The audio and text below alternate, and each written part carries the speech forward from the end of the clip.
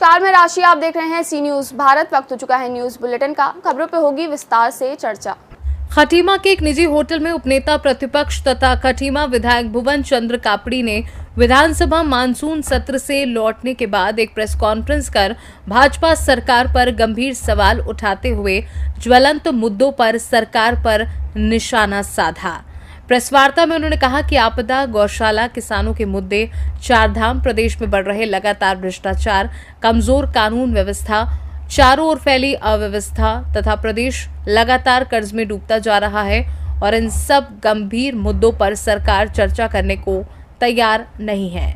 सरकार पर निशाना साधते हुए उन्होंने और क्या कुछ कहा, सुनिए उन्हीं की जुबानी। बड़ी उम्मीद थी कि मानसून सत्र को चलाया जाएगा और आपदा, भ्रष्टाचार, चार धाम जैसे गंभीर मुद्दों पर सरकार सुनवाई करेगी, लेकिन सरकार ने जो भी गैरसैंण में सत्र चल रहा है और मानसून सत्र है, चारों ओर आपदा हुई और सरकार आपदा में चर्चा करने के लिए तैयार नहीं है। चारों ओर भ्रष्टाचार फैला हुआ है, सरकार भ्रष्टाचार पर बात करने के लिए तैयार नहीं है।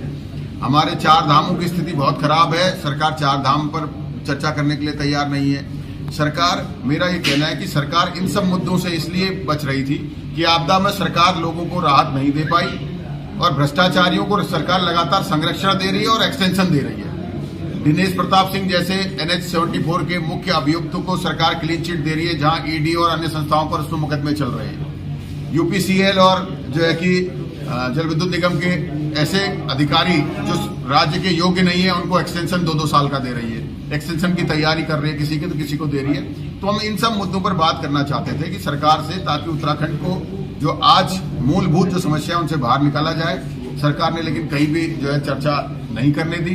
साथ ही एक मैगजीन ने छापा है कि हमारे विधानसभा नियमावली में ये कहते हैं कि 60 दिन चलना चाहिए। एक मैगजीन ने पूरे देश का सर्वे किया है कि विधानसभा का सत्र 60 दिन की जगह एवरेज 22 दिन चल रहा है पूरे देश में, और उत्तराखंड में 8 से 10 दिन चल रहा है। तो आप समझ सकते हैं कि सरकार कितनी संवेदनहीन है। वो उत्तराखंड के लोगों के जन सरोकारों से कोई ताल्लुकात नहीं रखना चाहती, उनका समाधान नहीं करना चाहती। जो भ्रष्टाचार हो रहा है, जो आज हमारा प्रदेश लगातार कर्ज में डूबता जा रहा है, चारों ओर अव्यवस्थाएं फैली हुई है, कमजोर कानून व्यवस्था, उस पर चर्चा नहीं करना चाहती। मैंने एक संकल्प भी लगाया है, जो पहली विधानसभा के सत्र से लगाया है, कि पूरे प्रदेश में हर विधानसभा में एक गौशाला स्थापित हो। वो हर बार आता है लेकिन उस पर चर्चा सरकार कभी नहीं कराती। खटीमा में जो गौशाला है, जब वो स्थापित हो रही थी उस समय से हम उसका विरोध कर रहे हैं कि वो लो लैंड पे है, नदी के अंदर है। उससे 500 मीटर अंदर तक नदी आती थी। गौशाला इन्होंने बनाई, करोड़ों रुपया खर्च किया। सरकार को हम समझाते रहे, नहीं माना, लेकिन इस बरसात में वो गौशाला बह गई और उसकी वजह से अब हमारे यहाँ भी जो पशु बचे थे, कुछ तो छूट गए, कुछ ले गए, लेकिन बाजारों में आने लगे हैं। सरकार गाय के नाम पर राजनीति तो करती है, लेकिन गौ माता को सुरक्षित रखने के लिए कोई व्यवस्था नहीं बना पा रही है। इसकी सबसे बड़ी समस्या है। उनसे विधानसभा के सत्र में जो मुझे अल्प 2 मिनट 11 सेकंड मुझे मिले थे, उसमें मैंने ये बात कही कि भाई सरकार ने 10 करोड़ दिए, नंबर एक बात, तो पात्र लोगों तक नहीं पहुंच पाए। आज भी हजारों की संख्या में लोग रोज तहसील में आ रहे हैं, जिनके घरों में नुकसान हुआ है, उन्हें पैसे नहीं मिले। कई ऐसे लोग हैं जिनका कोई नुकसान नहीं हुआ, उन्हें पैसे मिल गए। और हमने सरकार से मांग करी थी कि आप जो गरीब लोग हैं उन्हें नुकसान के आधार पर मुआवजा दें। अब सरकार ने बंदरबाट कर दी, तो हमने ये मांग करी है कि जिनको नुकसान हुआ है उनको 50,000 रुपए प्रति घर के हिसाब से, जिनके यहाँ पानी भरा है, नुकसान हुआ है, दिया जाए। व्यापारियों का आकलन करके नुकसान के हिसाब से उनको मुआवजा दिया जाए।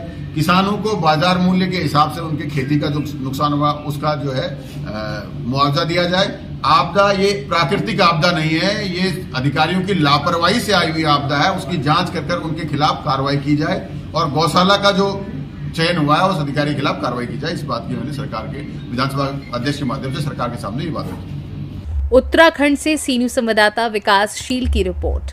फिलहाल के लिए इस बुलेटिन में बस इतना ही। देश दुनिया की तमाम खबरों के लिए आप देखते रहिए सी न्यूज भारत।